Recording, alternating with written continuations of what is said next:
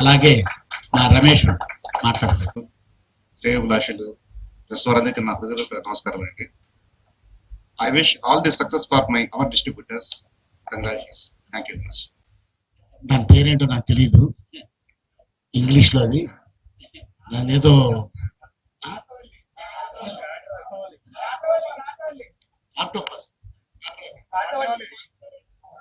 Lockdown.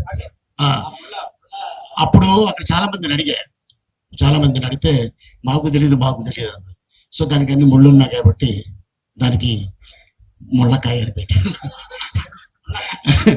So పాత్రిక మిత్రులకి, media సోదరులకి, ఇక్కడికి వచ్చిన అతిథులకి, వేదిక మీద ఉన్న రమేష్ గారికి, మా బావ కళ్యాణ్కి, ఈ సినిమా షూటింగ్ చేస్తున్నప్పుడు మేము అంత కష్టపడ్డాము రాజస్థాన్లో మాకు తెలుసు. కానీ ఈ సినిమా పూర్తి చేయడానికి వీళ్ళిద్దరూ ఎంత కష్టపడ్డారో అది వాళ్ళిద్దరు ఇప్పుడే చెప్పడం జరిగింది.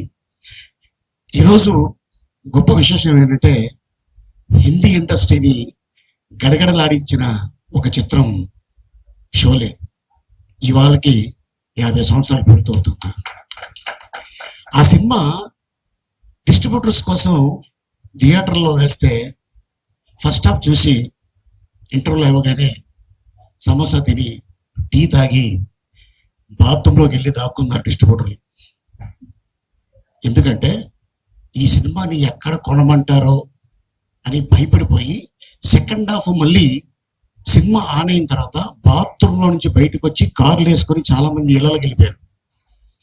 అప్పుడు రమేష్ సిప్పి గారు, జీపీ సిప్పి గారు ఇద్దరు అనుకొని ఇది మనం అమ్మద్దు, మనమే పెట్టుకుందాం, మనమే రిలీజ్ చేద్దాం అన్నారు.